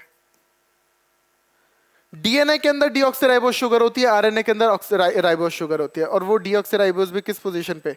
सेकंड पोजीशन पे। ठीक है? नाइट्रोजनस बेसिस एटीजीसी होंगे और आरएनए में एयूजीसी होंगे, टी की जगह यू आ जाता है आरएनए में। ठीक है? चलो अब स्ट्रक्चर ऑफ डीएनए की बात कर लेते हैं भाई। तो हमने धीरे धीरे करके पूरा स्ट्रक्चर बनाने लग रहे हैं हम, तो ध्यान से देखिएगा। हुआ क्या, आपको पता है क्या कि सर 1869 में खोज लिया गया था, 1869 में खोज लिया गया था डीएनए, और स्ट्रक्चर पता चला 1953। इतने साल कहां लग गए? ध्यान से सुनना। मॉरिस विल्किंस, ये देखो ये मॉरिस विल्किंस है और ये इनकी female associate coworker Rosalind Franklin, इन दोनों ने एक टेक्निक दी, एक्सरे क्रिस्टलोग्राफी। ठीक है? इस टेक्निक के बेसिस पे उन्होंने डीएनए की स्ट्रक्चर बनाई, और जब डीएनए की स्ट्रक्चर बनाई तो उनको एक्सरे डिफ्रैक्शन पैटर्न डीएनए का कुछ ऐसा दिखा। मतलब इन्होंने क्या किया, एक बीकर लिया, उस बीकर के अंदर डीएनए डाल दिया, यहां से लाइट गई और यहां पे फिल्म पे स्ट्रक्चर बना, है ना? तो यहां पर जब बनेगा, तो जब यहां पे लाइट होगी, बीच में डीएनए होगा, तो यहां पे पूरी ऐसी इमेज बनी। आपको दिख रहा है कि ये ब्लैक स्पॉट्स है ना? मैंने व्हाइट कर दिया, देखो ब्लैक कर देता हूं, ये ब्लैक स्पॉट्स है। ये ब्लैक स्पॉट्स दिख तो रहे थे इनको, लेकिन ये ब्लैक स्पॉट्स एग्जैक्ट क्या है, क्या बता रहे हैं, ये दोनों नहीं इंटरप्रेट कर पाए, ये दोनों नहीं बता पाए बेटा, नहीं बता पाए दोनों। ठीक है? लेकिन इससे इसी को स्टडी किया किसने? वॉटसन और क्रिक साहब ने इस पूरे मॉडल को स्टडी किया। किसको? X ray crystallography technique given by Maurice Wilkins and Rosalind Franklin, पूरा स्टडी किया। और स्टडी करने के बाद इन दोनों ने स्टडी करने के बाद क्या किया बेटा? इन दोनों ने स्टडी किया डिटेल, और इन्होंने डीएनए का स्ट्रक्चर दे दिया। डबल हेलिकल मॉडल डीएनए कैसा दिखता है, इन्होंने पूरा उस एक्सरे क्रिस्टलोग्राफी टेक्निक को स्टडी किया और इन्होंने स्ट्रक्चर दे दिया। तो बेटा वॉटसन, क्रिक और विल्किंस को 1962 के अंदर साइंटिस्ट का सबसे बड़ा अवार्ड नोबेल प्राइज मिला। क्या मिला? नोबेल प्राइज मिला। आप बोलोगे सर रोजालिन फ्रैंकलिन को नहीं मिला। एक्चुअली उस टाइम तक एक रूल था कि जिनकी डेथ हो जाती है उनको नहीं दिया जाएगा, जो जिंदा है सिर्फ उन्हीं को अवार्ड दिया जाएगा। आज लेकिन ऐसा नहीं है, अगर आज किसी की डिस्कवरी है और वो मर भी गया तो उसको वो अवार्ड जरूर मिलेगा, है ना? और हम उसको याद रखेंगे, मतलब इस तरह के रूल्स आ गए हैं। लेकिन पहले ऐसा नहीं था। तो जब ये अवार्ड मिला उससे पहले रोजालिन फ्रैंकलिन जा चुकी थी, इसलिए उनका अवार्ड नहीं मिला। ठीक है? Structure of DNA remained elusive of, देखो ये एनसीईआरटी की लाइन है। इन्होंने बोला कि इतने लंबे समय तक 1953 के अंदर खोजा है, 1869 के अंदर डीएनए पता लगा लिया था, स्ट्रक्चर इतने सालों बाद 84 इयर्स बाद पता चल रहा है। क्यों? क्योंकि due to technical limitations. NCERT की लाइन बहुत इंपॉर्टेंट, याद रखिएगा। ठीक है? स्ट्रक्चर ऑफ डीएनए, देखो कुछ डीएनए ऐसा दिखता है। डीएनए की दो स्ट्रैंड है भाई, मैंने बोल दिया कि इतनी है, ऐसे जा रहा है, क्या ऐसे पूरा घूम रहा है? क्या इन दोनों के बीच का डिस्टेंस कम हो रहा है? क्या कम ज्यादा हो रहा है? नहीं हो रहा, ऐसे घूम रहा है। तो ये आपको कुछ ऐसा दिखता है। आप बोलोगे सर यहां पे डिस्टेंस कितना? उतना ही होगा जितना यहां पर होगा, क्योंकि ये आपको जब ऐसी पोजीशन पे आया था तो आपको दिखता है कि इसके बीच में डिस्टेंस नहीं है, लेकिन डिस्टेंस उतना ही है। ये देखो, अब मैंने क्या किया, मैंने ऐसा लिखा, तो यहां पर जब आया तो आपको उतना डिस्टेंस दिख गया, यहां पर आपको लगा कि ये दोनों चिपक गए, नहीं, लेकिन जब आप देखोगे तो यहां पर भी उतना ही है। इन दोनों के बीच में डिस्टेंस कभी नहीं बदल रहा। ये दो तार हैं, ये दोनों तार आपस में एंटी पैरेलल चल रही हैं। बात समझ में आई आप लोगों को? ठीक है, तो यहां पर भी 20 एंगस्ट्रॉम का ही डिस्टेंस होता है और यहां पर भी 20 एंगस्ट्रॉम का डिस्टेंस होता है। इतना डायमीटर होता है। यूनिफॉर्म है ना भाई, यूनिफॉर्म ही रहेगा। और आप एक चीज और देख रहे हो, एक चीज और गौर कर रहे हो कि भाई ए जो है वो हमेशा टी के साथ पेयरिंग करता है और जी हमेशा सी के साथ पेयरिंग करता है। और आप जानते हो क्या कि सर ए और जी तो क्या है? प्यूरीन है। और ये क्या है? ये तो सर पायरिमिडीन है। ठीक है, तो प्यूरीन पायरिमिडीन के साथ बॉन्ड कर रहे हैं। ध्यान से सुनना, क्यों जरूरी है ना भाई? आपको पता है प्यूरीन जो है वो कुछ ऐसी स्ट्रक्चर है, ठीक है ना, ये कुछ ऐसी स्ट्रक्चर है, ऐसी स्ट्रक्चर है। और पायरिमिडीन कैसी स्ट्रक्चर है? पायरिमिडीन कुछ ऐसी स्ट्रक्चर है। तो इनके बीच में बॉन्ड होगा ना, है ना, ऐसी बॉन्ड होगा ना बेटा। लेकिन अगर मैंने दो पायरिमिडीन्स लगा दिए, देखो, और कहीं जगह पे वो लगा दिए,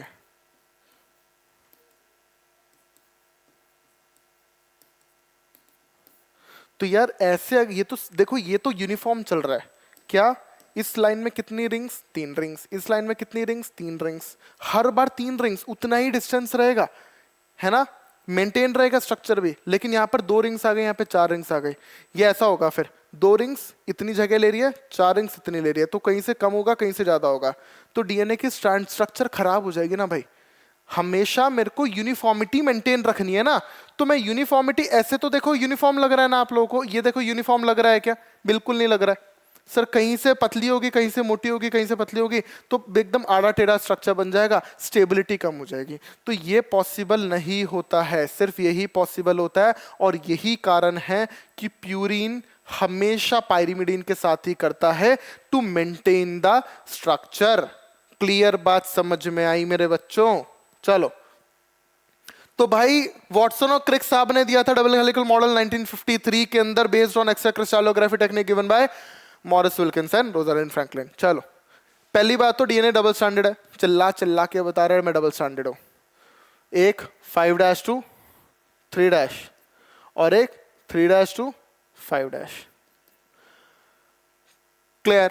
चलो, एंटी पैरेलल है भाई। एक 5' to 3' जा रही है, एक ऐसे जा रही है, एक ऐसे जा रही है, कैसे जा रही है, दोनों पैरेलल नहीं है, एंटी पैरेलल है। स्ट्रक्चर में भी बताया था मैं आप लोगों को। हाइड्रोजन बॉन्ड है भाई, इस ए और टी के बीच में 2 हाइड्रोजन बॉन्ड और जी और सी के बीच में 3 हाइड्रोजन बॉन्ड। ये 3 हाइड्रोजन बॉन्ड होंगे, ठीक है, ये 2 हाइड्रोजन बॉन्ड होंगे। कॉम्प्लीमेंटरीली मतलब कॉम्प्लीमेंट्री, कॉम्प्लीमेंटैरिटी मेंटेन होती है, यानी कि ए हमेशा टी के साथ करेगा, प्यूरिन हमेशा पायरिमिडीन के साथ करेगा, जी हमेशा सी के साथ करेगा। इसी को कॉम्प्लीमेंट्री बोला कि भाई ए तो हमेशा टी के साथ करेगा और जी हमेशा सी के साथ करेगा। ये ट्रिपल बॉन्ड बनाएगा और ये डबल बॉन्ड बनाएगा। बात समझ में आई? इसी को कॉम्प्लीमेंट्री बोलते हैं। यूनिफॉर्म डायमीटर है भाई, यहां पर भी 20 होगा, यहां पर भी 20 होगा, हर जगह। अब ये थोड़ी है, ये दोनों कोलैप्स थोड़ी कर जाएंगे यहाँ पे, ये दोनों की सर एकदम पास में आकर कोलैप्स कर गए भाई। बॉन्ड लेंथ भी उतनी होगी, बॉन्ड एंगल भी उतना ही होगा, स्ट्रक्चर का साइज भी, शेप भी उतना ही होगा। तो ये वाला, ये देखो ऐसे है, ऐसे आया तो आपको दिख रहा है कि ये दोनों कोलैप्स कर गए, लेकिन इसके पीछे ये वाला और इसके बीच में ऐसे डिस्टेंस है, देखो। बात समझ में आई? यूनिफॉर्म डायमीटर होगा। 1 purine always pair with a pyrimidine, हमेशा प्यूरिन पायरिमिडीन के साथ पेयर करेगा। और देखो, ध्यान से देखना, अब ध्यान से देखो, ये पूरा एक टर्न हुआ, ध्यान से, बहुत ध्यान से देखो। ये वाला था न्यूक्लियोटाइड, फिर दूसरा, तीसरा, चौथा, 5वां, 6वां, 7वां, 8वां, 9वां, 10वां।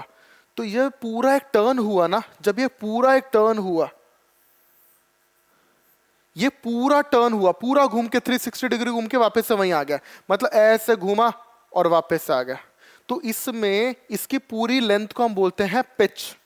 तो पिच लेंथ जानते हो आप कितनी है? पिच लेंथ है 34 एंगस्ट्रॉम। एंगस्ट्रॉम का मतलब होता है 10 की पावर माइनस 10 मीटर, 10 की पावर माइनस 10 मीटर। ठीक है, ये पिच लेंथ है। पिच लेंथ मतलब सर 1 टर्न, मतलब 1 टर्न। क्लियर बात समझ में आई? एक टर्न की लेंथ है भाई 34 एंगस्ट्रॉम। और मैं बोलता हूं कि भाई यहां पर ये क्या है, A T G C, A T G सी, कुछ भी है, इसके सामने भी होंगे, है ना? और एक पूरी, एक स्ट्रैंड में पूरी, मतलब एक लेंथ में पूरी कितने होते हैं जानते हो? 10 10 बेस पेयर्स होते हैं, 10 बेस पेयर पर टर्न। एक टर्न में, एक पूरी पिच लेंथ में 10 बेस पेयर होते हैं। 10 बेस पेयर क्यों लिखा? एक्चुअली ये जो बेस है ना, नाइट्रोजनस बेस है, ये भी है, दो है ना, तो बेस पेयर बोला। एक पेयर, दो पेयर, तीन पेयर, चार पेयर, पांच पेयर, 6 7 8, ऐसे 8 बनाए इसमें, एक्चुअली 10 होते हैं, दो यहां पर भी हैं। तो ऐसे 10 बेस पेयर एक डीएनए के अंदर होते हैं। ठीक है, एकदम समझ में आई? तो इसका मतलब है एक पूरी इसकी लेंथ 34 एंगस्ट्रॉम, 10 बेस पेयर है एक टर्न में, तो इन दोनों के बीच की डिस्टेंस क्या होगी? सर 10 जब है तो 34 है, 34 डिवाइडेड बाय 10, 10 3.4 एंगस्ट्रॉम होगी। सो this is something between two base pairs. ये वाला बेस पेयर और ये वाला बेस पेयर, इन दोनों बेस पेयर के बीच में 3.4 एंगस्ट्रॉम होगा। क्योंकि देखो 3.4 3.4 3.4 3.4 3.4, 10 बार 3.4 ऐड कर दो तो 34 ही तो आएगा। बात समझ में आई? तो इसको हम बोलते हैं एक्सियल राइज,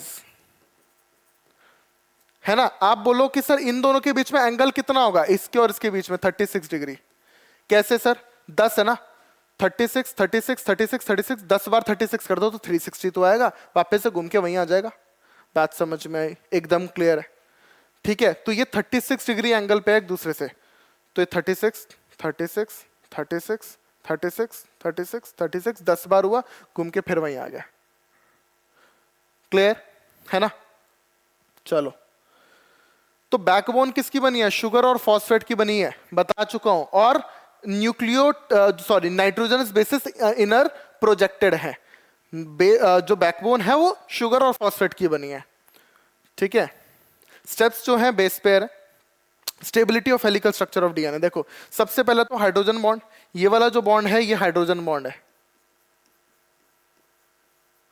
ठीक है, in DNA plane one base pair stack over the other in double helix. इस लाइन को एनसीईआरटी लिखती है। क्या मतलब है इसका? ये शुगर है,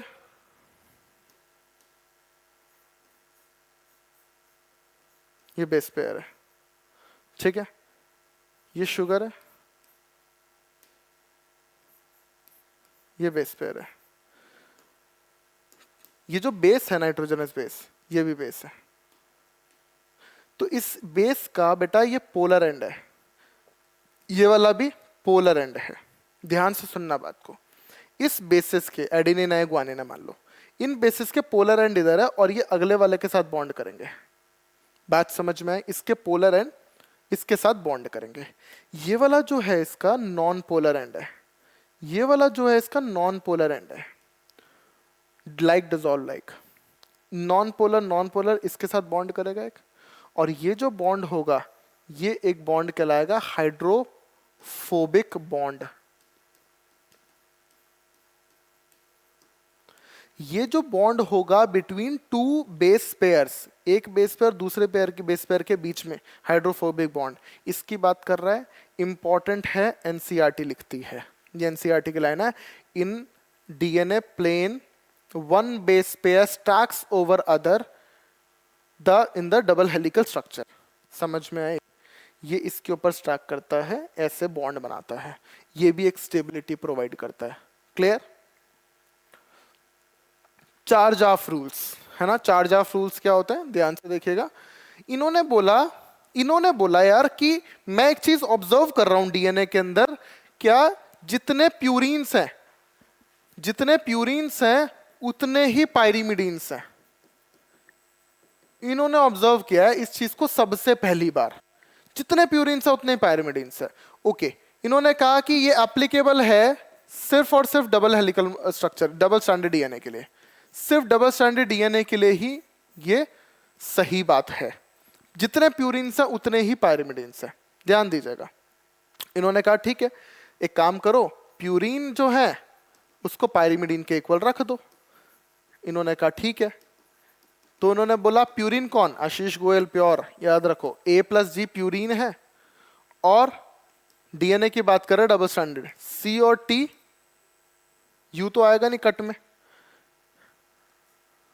ठीक है, क्योंकि वो तो आरएनए में होता है। A और G, A+G is equal to C+T होंगे, यानी कि A+G अपॉन T+C या C+T, इसका रेशियो हमेशा 1 आएगा, या T+C अपॉन G, मतलब ऐसे भी लिख सकते हो ना, T+C अपॉन A+G, वो एक ही बात है, इसका रेशियो हमेशा 1 आएगा। ये इन्होंने बात कही, और ये एप्लीकेबल सिर्फ डबल स्ट्रैंडेड डीएनए के लिए, ठीक है। तो ध्यान दीजिएगा, बहुत ध्यान से समझना है आपको। बेस पेयर का रेशियोज, इसके बाद एक और थियरी आई, और उसमें क्या बोला कि बेस पेयर का रेशियो A+T अपॉन G+C, ये कांस्टेंट होता है एक स्पीशीज के लिए। एक स्पीशी के लिए कांस्टेंट है। आप बोलोगे सर ये तो 1 था, भाई वो A+G अपॉन T+C 1 था। A+G यानी कि प्यूरिन और पायरिमिडीन, यहां पे क्या है, A प्यूरिन है, पायरिमिडीन है। A+T अपॉन G+C भी कांस्टेंट है एक स्पीशी के लिए, 1 नहीं होगा। भाई मैंने इसको A+G अपॉन T+C तो 1 होगा, ये तो चार्ज-ऑफ रूल था। लेकिन यहां पे क्या बोला, A+T अपॉन G+C कांस्टेंट होगा एक स्पीशी के लिए।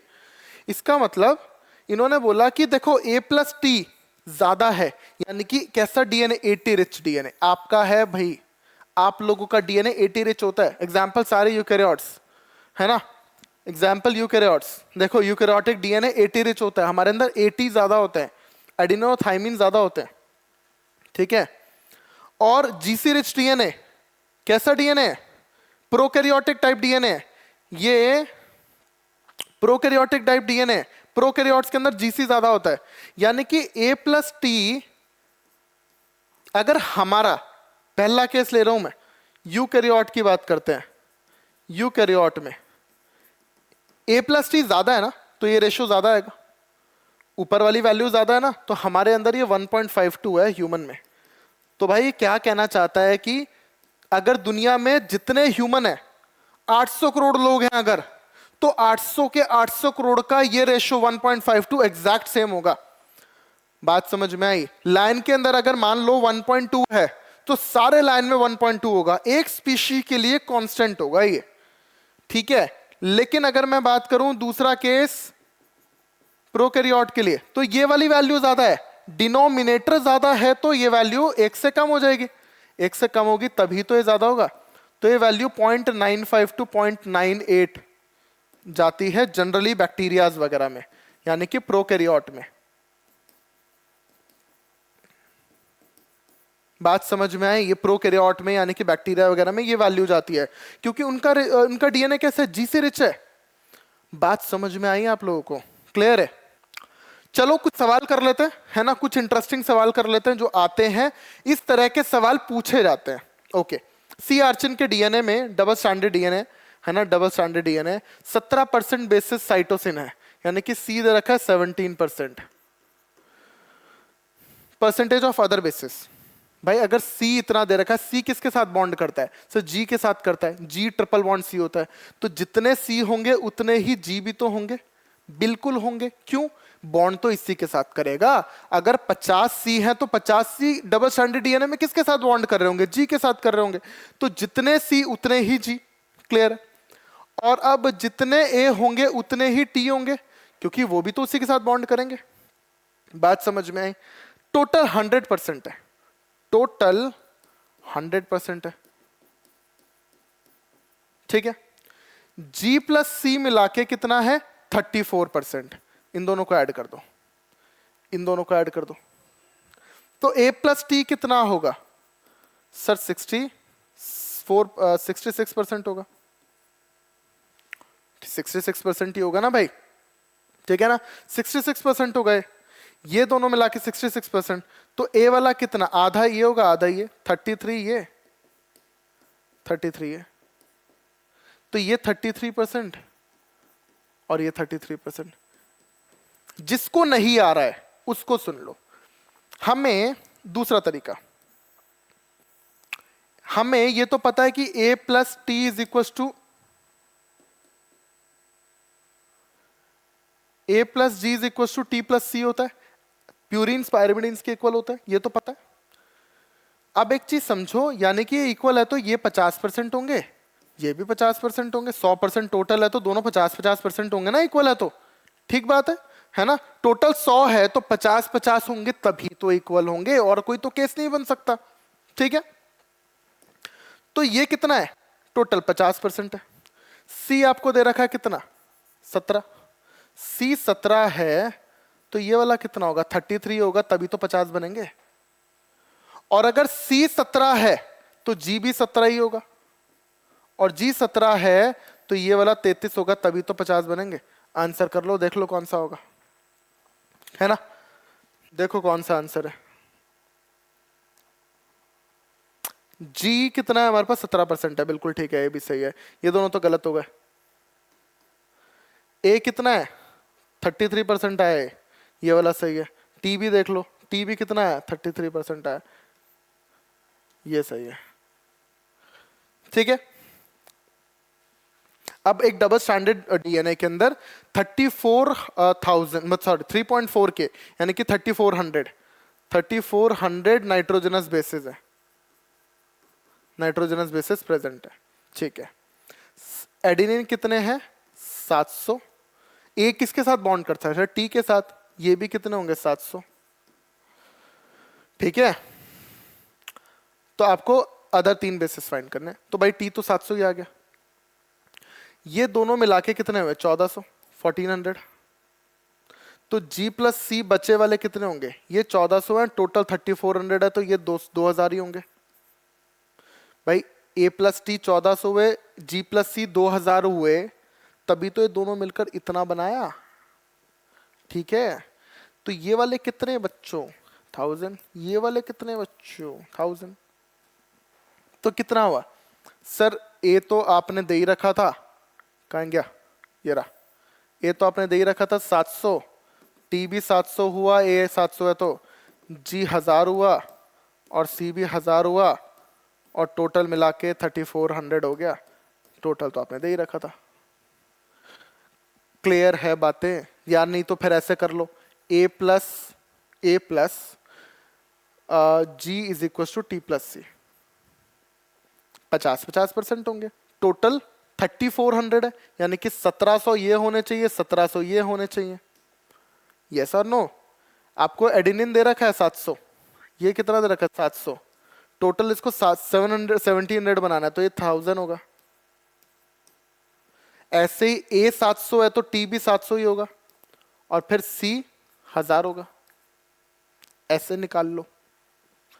तो अपने अपने अपने तरीके हैं, मल्टीपल तरीके हैं, दिमाग में लगा सकते हो आप। तो सिंगल स्टैंडर्ड डीएनए है, 20% थाइमिन प्रेजेंट है, इसको स्टॉप करके यहीं पे सवाल को करो, फिर आगे मैं बताऊंगा, तो ध्यान से देखना। तो भाई थाइमिन इतना है तो एडेनिन कितना होगा, ए टी के साथ बॉन्ड करता है ना, तो ए 20% है तो थाइमिन भी 20% ही नहीं होगा यहां पर, क्योंकि यहां पर दे रखा है सिंगल स्टैंडर्ड डीएनए, और ये सिंगल स्टैंडर्ड डीएनए के लिए तो एप्लीकेबल ही नहीं था, नॉट एप्लीकेबल। तो इसका मतलब है डेटा इनसफिशिएंट। बात समझ में आई आप लोगों को?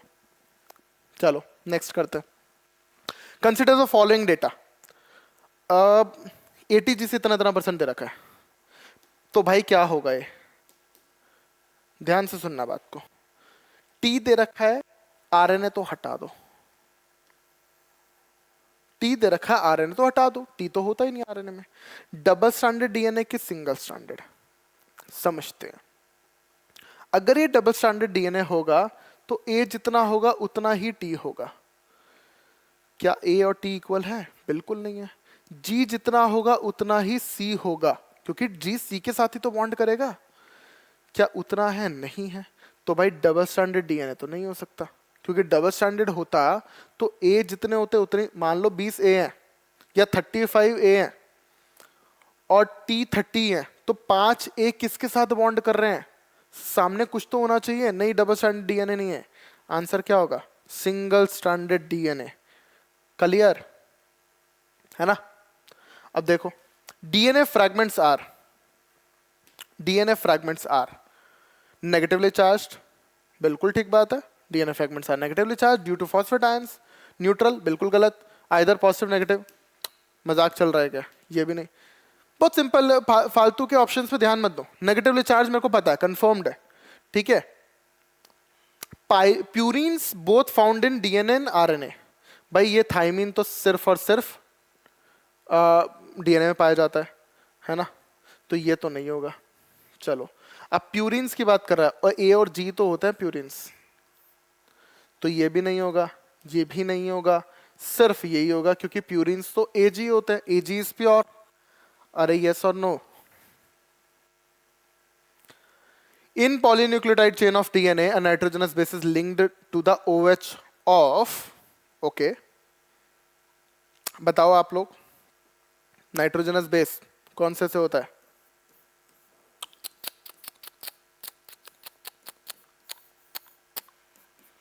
देखो, पहला कार्बन नाइट्रोजनस बेस इसके पहले कार्बन से बॉन्ड करता है, ठीक है ना? क्लियर है? Which of the following statement is correct? Correct statement बताना भाई। Adenine pairs with thymine through 1 H bond, बिल्कुल गलत बात। एडेनिन थाइमीन के साथ 2 H बॉन्ड बनाता है। Adenine pair with thymine with 3 H bond, बिल्कुल गलत बात, सरासर गलत। Adenine does not pair with thymine, बिल्कुल गलत बात, बिल्कुल पेयर करता है। Adenine pair with thymine with 2 hydrogen bond, कितना फुद्दू क्वेश्चन है। ए डबल बॉन्ड टी, ये 2 हाइड्रोजन बॉन्ड, सवाल खत्म। If adenine makes 30% of DNA, what will be the percentage of these? भाई आप बोलोगे सर इसमें तो दे ही नहीं रखा डबल स्टैंडर्ड डीएनए की सिंगल स्टैंडर्ड, तो मान ले भाई डबल स्टैंडर्ड है। अगर अगर अगर मेरे बच्चे आपको नहीं दे रखा है कि ये डबल स्टैंडर्ड है कि सिंगल स्टैंडर्ड, मानकर चलो डबल स्टैंडर्ड है, क्योंकि वही तो होता है जनरली, 99% तो वही देखने को मिल रहा है। तो भाई डीएनए ही जेनेटिक मटेरियल होता है, डीएनए जेनेटिक मटेरियल सबके अंदर डीएनए जेनेटिक मटेरियल होता है। सब मतलब लिविंग सेल में। आप बोलोगे सर वायरसेस में होता है, वायरस लिविंग सेल नहीं है रे। वायरस क्या है? आरएनए। कुछ वायरसेस में आरएनए क्या होता है? Genetic material. Genetic material